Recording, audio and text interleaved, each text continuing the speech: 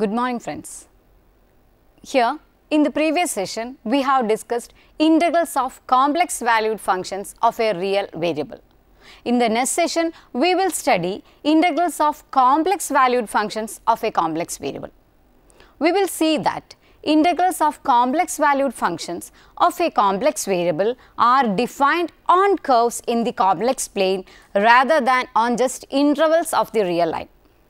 Classes of curves that are adequate for the study of such integrals are introduced in this session. First we have definition of a continuous arc. An arc C in the complex plane is a set of points z is equal to xy such that x is equal to x of t, y is equal to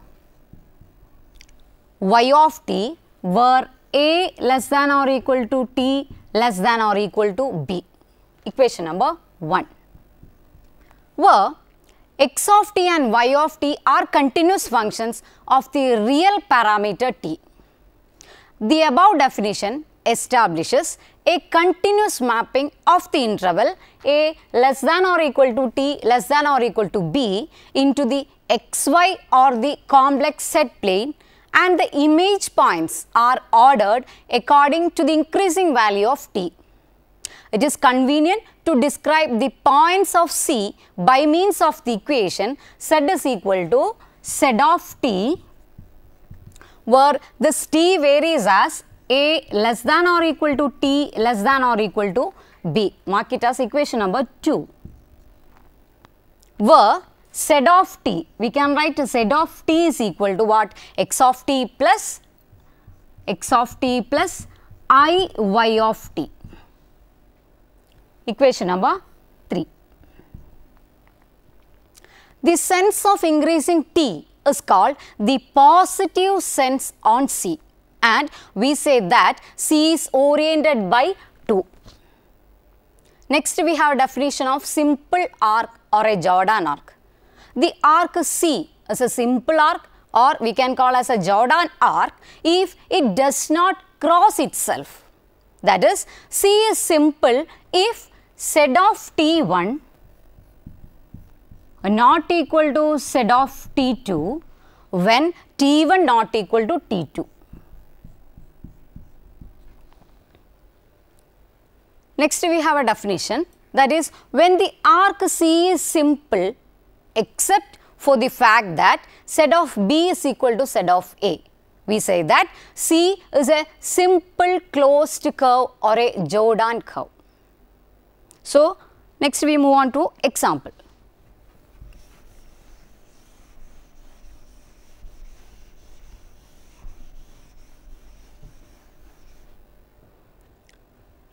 The polygonal line, that is, we can say z is equal to x plus ix,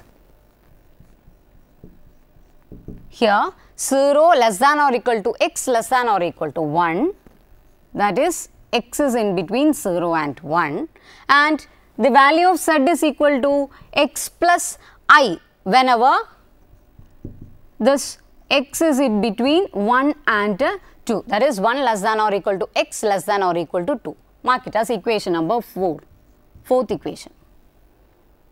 Consisting of a line segment from 0 to 1 plus I, that we can, here this is our x axis, y axis, or we can say real axis or the imaginary axis. Here we have the real values 1, 2, 3 etc. Here we have imaginary values 1i, 2i, like that. So, here the line segment is from 0 to 1 plus I. 1 plus I is here. This is our 0, this is our 1 plus I. 0 to 1 plus I, and followed by 1 from 1 plus I to 2 plus I. That is, here we have 2 plus I coordinate. This is our imaginary axis, here is our I, here is our 1 and 2. This is our 2 plus I coordinate, is an example of a simple arc. We can write here 1 plus I, here it is 2 plus I. This is an example of a simple arc. Next we have the unit circle. Next example is unit circle, that is z is equal to e raised to I theta. This we can write as what? Cos theta plus I sin theta. Here theta varies from, of course it is from 0 less than or equal to theta less than or equal to 2 pi. Next equation number is 5. About the origin, it is a simple closed curve oriented in the C clockwise direction. Sorry, it is in the anti-clockwise direction. That is,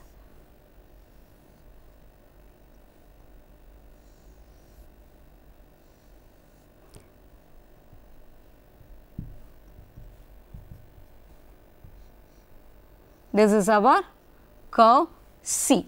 It is in the anti-clockwise direction. Similarly, the circle, that is z is equal to, the one is z is equal to z naught plus e raised to r e raised to I theta. Here also theta varies from 0 and 2 pi. Mark it as next equation, that is equation number 6. Here it is centered at the point z naught.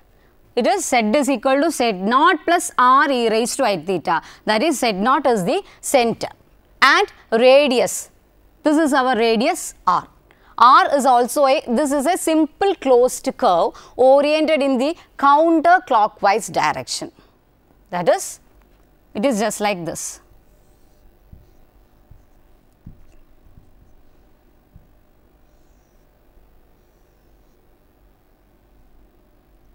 This is our center z naught, this is our radius r, it is in the direction counterclockwise direction. Next we have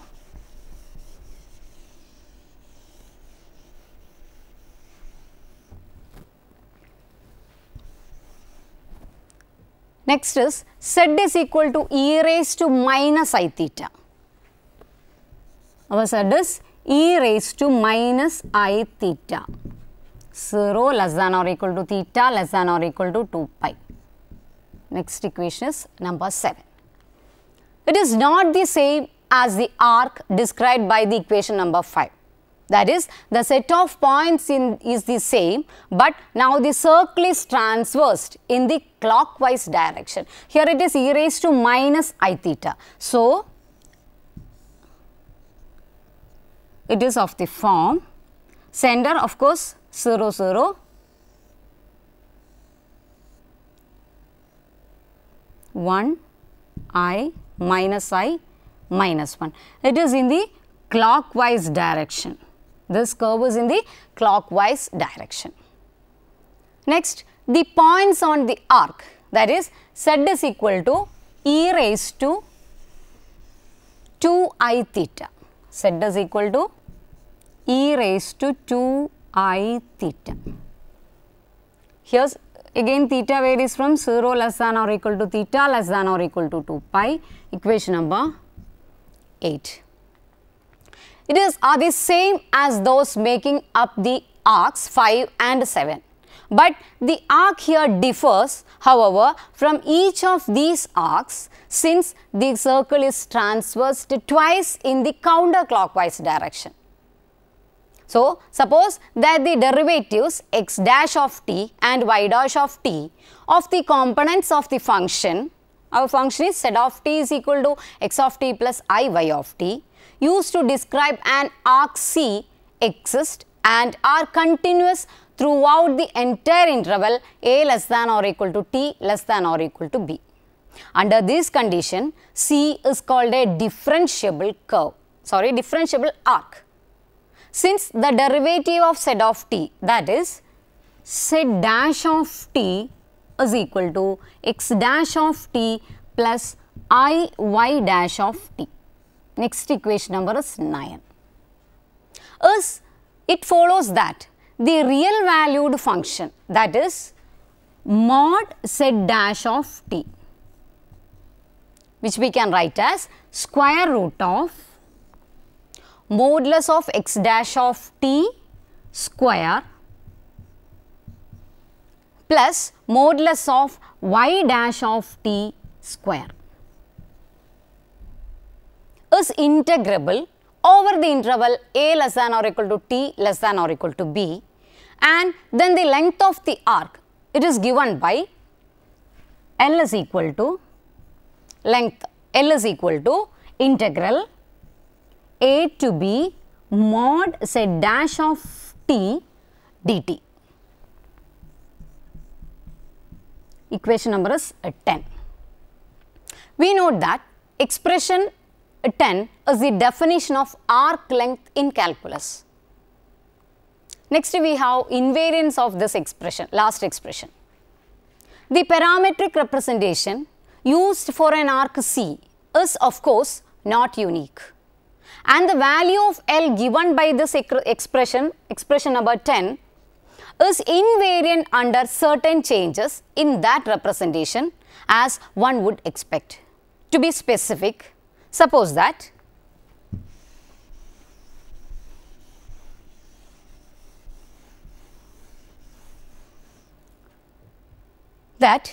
t is equal to phi of tau.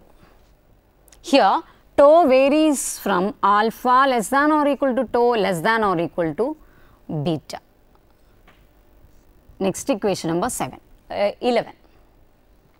Where this phi is a real valued function mapping the interval alpha less than or equal to tau less than or equal to beta onto the interval a less than or equal to t less than or equal to b. That is,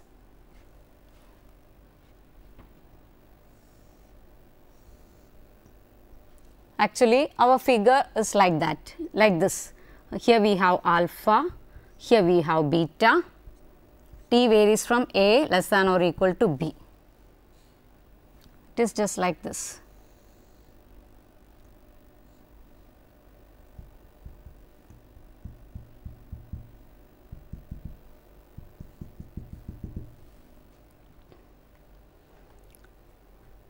We assume that phi is continuous with a continuous derivative. We also assume that phi dash of tau greater than 0 for each tau. This ensures that t increases with the tau.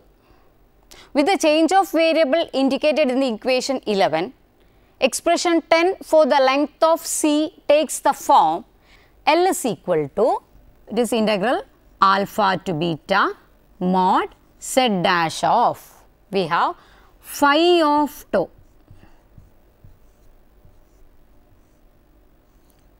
Phi of tau into phi dash of tau d tau.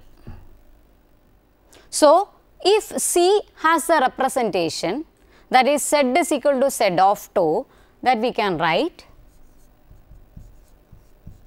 z is equal to, this is z and this is our tau, z of tau is equal to z into phi of tau.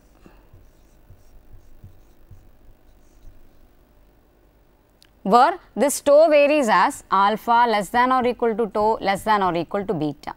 Next equation number is 12. The fact that we have z dash of tau is equal to, here we have z of tau is equal to z of phi of tau, and we have z dash of tau is equal to z dash of, the next is phi of tau into phi dash of tau. Equation number 30 enables us to write expression 10 as, what we can change our equation number 10 as like this, that is L is equal to integral alpha to beta, we can write it as, it is from a to b, that is L is equal to integral from a to b mod z dash of tau dt. equation number 40. Thus, the same length of C would be obtained if representant 12 were to be used. Next, we have unit tangent vector. If the equation, that is Z is equal to Z of t, of course t varies in between a and b, represent a differentiable arc and Z dash of t not equal to 0 anywhere in the interval a less than t less than b, then the unit tangent vector, that is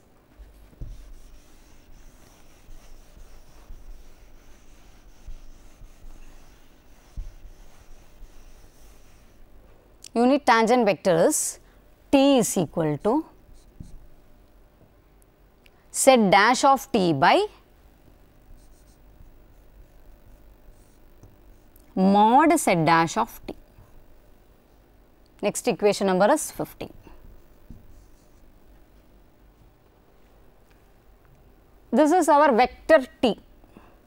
This is actually vector t. It is Z dash of t by mod Z dash of t. It is well defined for all t in that open interval with angle of inclination argument of Z dash of t. Also, when this vector t turns, it does so continuously as the parameter t varies over the interval a less than t less than b, that is t is in the open interval ab.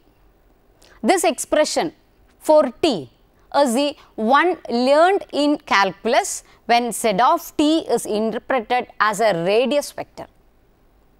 Such an arc is said to be smooth. Actually, the definition is that if the arc given by the function Z of t has continuous derivative Z dash of t which does not vanish for any value of t, the arc has a continuously turning tangent and then the arc is said to be smooth. This is actually the definition of smooth. In referring to a smooth arc, that is Z is equal to Z of t, where t varies in between, t is in the closed interval a b, then we agree that the derivative Z dash of t is continuous on the closed interval a b, that is a less than or equal to t less than or equal to b, and non-zero on the open interval a b. Next, we have move on to the definition of a contour or piecewise smooth arc. A contour or piecewise smooth arc is an arc consisting of a finite number of smooth arcs joined end to end. That is, a contour is simply a continuous chain of finite number of smooth arcs. Hence, if equation, that is Z is equal to Z of t, a less than or equal to t less than or equal to b, represents a contour, Z of t is continuous, whereas its derivative, that is Z dash of t, is piecewise continuous. Next, we do some examples. So, recalling the example 1, that the polygonal line that we have discussed, Z is equal to what, Z plus ix when 0 less than or equal to x less than or equal to y less than or equal to 1, that is Z of x is equal to, we have discussed polygonal line, that first one is x plus ix. Here x varies in between 0 and 1, 0 less than or equal to x less than or equal to 1. Here it is x plus I, where 1 less than or equal to x less than or equal to 2. This is the one we have discussed in the example 1, polygonal line. This consisting of a line segment from 0 to 1 plus I followed by one from 1 plus I to 2 plus I is an example of a simple arc. This polygonal path is a contour also. Why? Since we have Z dash of x, Z dash of x is equal to 1 plus I, of course 0 less than or equal to x less than or equal to 1, and the other one is 1, that is here we have only x term 1, where this here we have the value 1 less than or equal to x less than or equal to 2. It is a piecewise continuous function. Next we have simple closed contour. When only the initial and final values of z of t are the same, a contour C is called a simple closed contour. The next example is, that is the unit circle. We have discussed z is equal to e raised to I theta, where of course this theta varies in between 0 and 2 pi. This is our equation number 16. About the origin is a simple closed contour oriented in the counterclockwise direction. Since we have z of theta is equal to e raised to I theta, and what about z dash of theta? It is I e raised to I theta, are continuous, and z of 0 is equal to 1, which is again equal to z of 2 pi. Similarly, the circle, that is z is equal to z naught plus r e raised to I theta, that is 0 less than or equal to theta less than or equal to 2 pi, equation number 17. It is centered at the point z naught and with radius r. It is again a simple closed contour. Next we have the boundary of a triangle or a rectangle taken in a specific direction is also a simple and closed contour. Next we have a simple definition.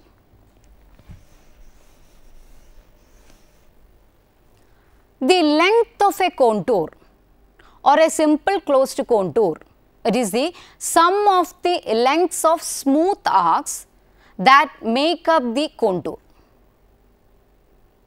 We have some discussion about domains and boundary associated with a simple closed contour. Associated to any simple closed curve or simple closed contour C, there are two distinct domains, one of which is the interior of C and is bounded. That is, this is our interior of C and it is bounded. The other, which is the exterior of C, this is the exterior, and of course it is unbounded. The points on any simple closed curve or simple closed contour C are bounded points of these two domains. Next we have an important theorem, and it is very tough also, that is Jordan curve theorem. The theorem says that is, if J is a Jordan curve, that is, it is simple closed curve, and if X is a point in the interior of J, this is our J, that is our Jordan curve, and we are taking a point X in the, this is our interior of J and this is the exterior of J, and here we are taking a point X in the interior of J, and Y is a point in the exterior of J. Here I am taking the point Y, here it is our X. Then any straight line or a curve joining X and Y must meet J at some point. It is, of course, we are going to join these 2 points, that line must cut the curve. Jordan curve theorem is intuitively obvious but very difficult to prove. So, hope you enjoyed the session. See you next time. Till then, take care.